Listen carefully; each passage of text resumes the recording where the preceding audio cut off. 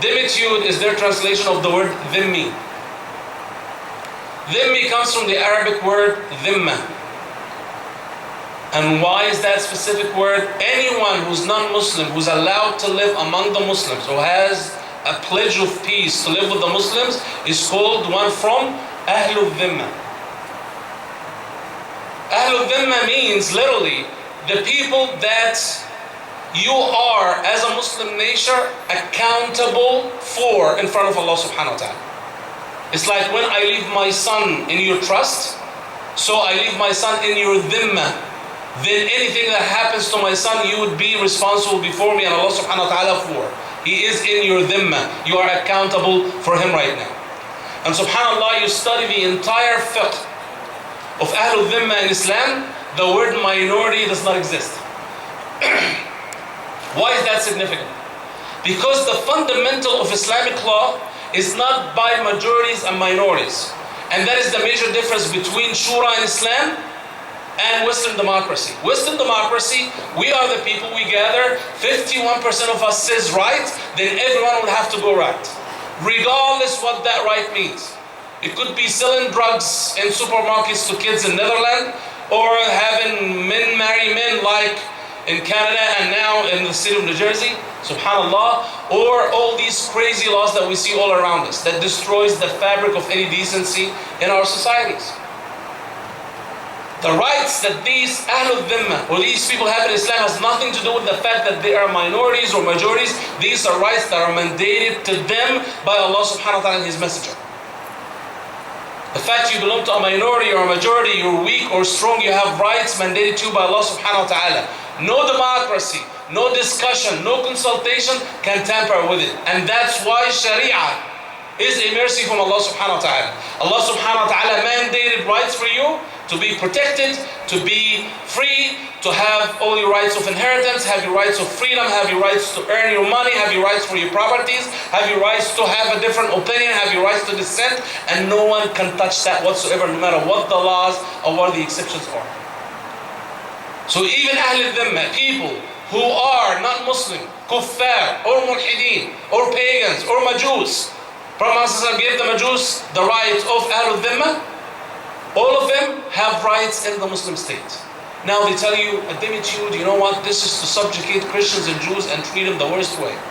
So let's look at these rights. And I advise whoever has time, one of the best books, references that you could possibly read is Ahkam Ahl al-Dhimma, Shaykh Ibn Qayyim al-Jawziyah. It's about 1600 pages, but one of the most wonderful references that you can read about the topic. First of all, if it is to oppress Christians and Jews, who are the people that the jizya, which is the tax that Ahlul Dhimma would have to pay in comparison to zakat that the Muslim pay, who are the people that are exempt from that tax? Can anyone guess? In Christians and Jews in a Muslim country, there are certain people who are exempt from paying even their jizya tax. All people is correct. Yes. Who else? The first people that are exempt from paying jizya, subhanallah, is the priest and the rabbi. So if I want to belittle these people, if I want to oppress these people, if I want to subjugate them, would I exempt their leaders? As a matter of fact, the first one that I want to bring down and humiliate in front of his community is the priest and rabbi, if that's my intention. A priest and a rabbi who are not working and purely worshiping according to their beliefs, they're exempt. Other than that, old men, old women, little children. The only person who is to pay jizya, the rule of it, أن يكون صحيحا معتملا, to be healthy and employed. Healthy, rich but not working, does not have a merchandise or trade, he does not pay. One with some money but he's sick or not working does not pay. So the only one who is healthy and working and can be drafted in the nation army, in the Muslim army, had he been a Muslim, that's the person who pays the zakat, the person who pays jizya. Can you imagine? So let's say we, as a minority, a religion different than the majority religion of the United States, we have the jizya applied upon ourselves. And I wish, wallah, No taxes for our children. If a mother or a woman is working, does not pay. Old people do not pay taxes. Old women do not pay taxes. And if I'm healthy, I only pay taxes. What is now, maybe it's the only people who are healthy and strong and working pay taxes, but it's a huge amount of tax that subhanAllah would burden the entire family. How much is the jizya tax? Anyone knows? For non-Muslims, in a Muslim state. Can anyone guess? No. Depending on the economic condition. So for example, when Prophet Muhammad sent Abu Musa al-Ash'ari and Mu'adh ibn Jabal to the people of Yemen, he said in the correct hadith, خُذْ مِن كُلِّ حَالِمٍ دِينَارًا. Take from every mature man 1 dinar. 1 dinar equals 4.5 grams of gold nowadays. So let's say $200, $250, depending on gold prices, a year. That's it. He does not pay one more penny of tax. The biggest amount that I found that non-Muslims had paid in the entire history of early Islam were in the Sham area, in a very rich area at the time of Umar ibn Khattab, and it was 4 dinars. So let's say $800, let's say $1,000 a year. That's all. With that, you're a citizen of the Muslim states. You're protected like any other Muslim citizen. And starting from the time of Umar ibn Khattab, they had rights in the Muslim treasury exactly like any poor Muslim. When we have the ayah, إِنَّمَا الصَّدَقَةُ لِلْفُقَرَاءِ وَالْمَسَاكِينِ, these fuqara and masakin, the poor and the needy of the Muslims, non-Muslims who have the same status are deserving of the same amount of money. Is that enough? No. Look at how unfair it is as they claim. As a Muslim person, what is my equivalent jizya? What is my equivalent tax that I pay to the Muslim state? They pay jizya, I pay zakah. Zakah is not a fixed number. It's not 1 dinar or 4 dinars and that's it a year. It's a moving number depending on the income that I have. So if I had a big income by which after 1 hawl, and hawl is about 10 months and a half, after that hawl I still have money that stayed with me for all that amount of money and I didn't have any use for, I pay what? 2.5% off. But naturally, 2.5% of $1,000 is less than 2.5% of $10,000. And $100,000, we take 2.5% of them. So the more money I make, the more taxes and more zakah I pay. If I have the same equivalent amount of business and amount of income that I have, but I am not a Muslim, I am a Christian, let's say, and I'm a dhimmi in a Muslim state, I will still pay whatever $1 or $2, nothing more. Is that enough? No. With that, Islam is so merciful upon the Muslims and non-Muslims that did not ask the sons of the Christians and Jews or the Majus living in the Muslim state to be drafted into the Muslim army. So Muslims go fight and have their sons killed or potentially injured and have members of their body amputated, and the Christians and their sons are sound and safe and being protected by all these people. The reason for that is dual. The first one is that when you bring a non-Muslim in a Muslim army, and Muslims fight for the sake of Allah subhanahu wa ta'ala, not for glory, not for money, not for anything, that would bring subhanallah instability to that army. They have ideals, they don't fight for the sake of Allah subhanahu wa ta'ala, and the matter of fact, their idea about who Allah subhanahu wa ta'ala is totally different. So that would create problems. Other kind of problem, also for the Christians, what if you are a local Christian, and you are of Ahlul Zimma, and you belong to a Muslim army, and now all of a sudden we have to fight the Romans who are attacking us. Then I'm going to force you to fight Christians like you, of the same religion, maybe your relatives of yours, belonging to the Muslim army, and it's going to be a bigger problem, and it's not fair to you as a local Christian. The same way we can take a comparison in Texas, this army doctor who's Muslim, Nidal, subhanAllah, he's supposed to be a psychiatrist, and the army paid for his education. The only problem is the people that he had to deal with the psychiatric problem Iraq and Afghanistan and killed Muslims, and because of the atrocities that happened there, they have nightmares about the murders and the killing they did. And they come and tell them what they did. Till it became, subhanAllah, so harsh for them, he said, I cannot do it anymore. He went to the army and said, I'll give you your money back. Please let me go. I cannot take this anymore. There's so much pressure upon me. The genius who was managing the case, he refused. He said, no, we're not going to let you go. Not only that, after a while, and he tried everything and even hired an attorney to take him out of the army, they said, you know what? We decided now we have a lack of personnel. We're going to send you inside Afghanistan yourself. So what happened? He flipped. He took a machine gun and went out there and killed 12 American soldiers while they were eating in the army kitchen there, whatever, in that base. The genius of Islamic law bans this from happening, so it's not fair to non-Muslims and it's not fair to the Muslim army. But it's still, at the end of the day, you're not fighting in the Muslim army while the Muslim army protects you. Muslim young men and men are dying left and right to protect the well-being of the entire community, and you and your children are safe inside that situation, inside that same community. Have you seen anything more favorable to a minority when in the middle of 7th century, where you're not even allowed to have a different religion to begin with, let alone have a different religion, and you'd have this preferential treatment?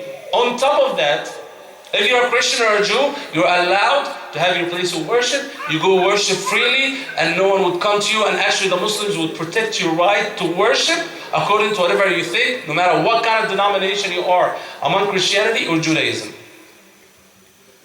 To the limit, and we said it last time, in the Dark Ages, subhanAllah, when after the expansion of the Ottoman Empire and they took Eastern Europe, the Romans in Italy, the country of the Vatican, were supplicating and praying to their God that the Muslims, that the Ottoman Empire would come and take over Italy. So they are pay less taxes and worship freely. I have in the book the Patriarch of Antioch, his name is Macarius, saying, thank God for the Mohammedans, for the Muslims. They take minimal taxes from us and let us worship freely, and they don't oppress us whatsoever. Versus when we were a minority Christian in another Christian land before the Muslims took over, not only because we did not believe in the same denomination or the same kind of Christianity that they have, they used to send specifically Jews to oppress us and take taxes from us, and that was a very big insult for them at the time. And then to the West, and people do not know, they come to you and say, you know what, Dhimmitude this and Dhimmitude that. If you live in a Muslim country, you're going to be treated as a third-class citizen. Here, in 2014, I am telling the US government, please treat me, especially tax-wise, like Ahlul Dhimma were treated in the middle of 7th century in Muslim countries. Please do that. I beg you. Subhanallah. And look, subhanAllah, at, wallahi, you never find this anywhere else.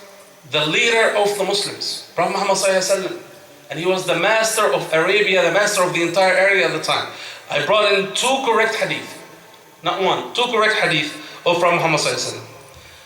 إِلَّا مَنْ ظَلَمَ مُعَاهَدًا. And in the Arabic language you can say mu'ahadan or mu'ahidan, except that who oppressed one whom we had a pledge with. Ahlul Dhimma would come with the Muslims, we live here, we have an agreement with you, we have a pledge of peace, we pay the jizya and we become a member of the Muslim state. This is a'at, this is a pledge. So whoever oppressed a mu'ahad, أَوْ انْتَقَصَهُ, he is deserved a certain amount of right, and he took from him unjustly, أو كلفه فوق طاقته, or he burdened him more than he can bear, أو أخذ منه شيئا بغير طيب نفس, or took something from him reluctantly, like something he did not want to give you, but you said, you know, you're a Christian, you're a Jew, whatever, I'll take it from you, like that. فأنا حجيجه يوم القيامة, I would stand as an opponent before him and bring my evidence against him before Allah subhanahu wa ta'ala on the day of judgment. Correct hadith? It is in Sahih Abi Dawood, Sahahu Shaykh Nasruddin al-Albani, and in Sahih Abi Dawood it's number 3052, a correct hadith. Prophet Muhammad himself telling you, if you took an iota unjustly from a non-Muslim who gave us a pledge of peace, I would be your opponent on Judgment Day. Show me any military or political leader any time to date, till 2014. Not in the middle of 7th century would say that. Is that enough? I brought you another correct hadith. Hadith Abdullah ibn Amr ibn al-As في صحيح البخاري. It's a correct hadith, of course. من قتل معاهدا لم يرح رائحة الجنة.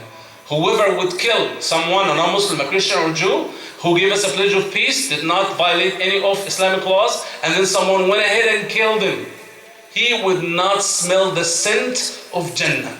وَإِنَّ رِيحَهَا تُوجَدُ مِن مَسِيرَةِ 40 عَامًا. And the scent of Jannah, you can smell it, you can feel the beauty of it from, subhanAllah, a 40 years walk. Imagine if you ride in a camel for 40 years, how long of a distance?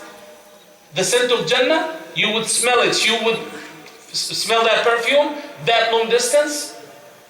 You would not be able to if you killed unjustly and unfairly one who is a non-Muslim. Our religion is the religion of justice. And to Prophet Muhammad ﷺ, look at the specific word. And Prophet Muhammad ﷺ, malaka jawami al-kalim. Prophet Muhammad ﷺ did not say who killed a Christian, who killed a Jew. No, it's even beyond that. Anyone who had a pledge with you. There's 6 descriptions in Surah Al-Mu'minun that will tell you who is a mu'min is. And not only a mu'min, but a successful mu'min. وَالَّذِينَ هُمْ لِأَمَانَاتِهِمْ وَعَهْدِهِمْ رَاعُونَ. Those who care absolutely as much as they can for whatever pledge and whatever promises and whatever trust that people kept with them. SubhanAllah, we know the story of Prophet Muhammad ﷺ when Jibreel ﷺ told him about the plot that the tribes of Quraysh are doing against him. Every tribe would have a young man with a sword and they would all attack his house and kill him at his sleep. So he had to leave abruptly. But does anyone know why Prophet Muhammad ﷺ, in that, subhanAllah, imminent danger, left Ali ibn Abi Talib in his house, knowing that they are going to attack? And Ali ibn Abi Talib was so dear to Prophet Muhammad ﷺ. A lot of people do not know that it's Prophet Muhammad ﷺ who raised Ali ibn Abi Talib. Abu Talib, his uncle, had a financial difficulty, and the norm at the time, and even nowadays sometimes, that if I have financial difficulties and I have children that I cannot afford, I would give each child to a member of my family somewhere to care for them. So Ali ibn Abi Talib was given to Prophet Muhammad ﷺ to care for him. So he was so beloved to him like his own son, and he got him married to his beloved daughter, Sayyidah Fatima. Yet why Prophet Muhammad ﷺ left Ali ibn Abi Talib in his house to face that danger? Anyone knows? Yes. MashaAllah. Barakallahu fi. Prophet Muhammad ﷺ was an abrupt change, but he has amanat and trust that people left with him, to live with him, to protect for them. And Prophet Muhammad ﷺ could not just leave and there's amanat behind, so left Ali ibn Abi Talib to give back the amanat that was more important than him, than any consideration of his own safety and that of Ali ibn Abi Talib. This is our deen. وَإِنَّكَ لَعَلَى خُلُقٍ عَظِيمٍ. And these are the manners of Muslims, and these are the manners of Islam. And that's why, subhanAllah, you got 2 groups of scholars specifically speaking about this Ahlul Dhimma situation in Muslim countries. And we mentioned it before. Sir Thomas Walker Arnold, when they told him, you know what, the Muslims oppressing non-Muslims in the Middle East and the Arab world and so on and so forth, he said, I do not believe that.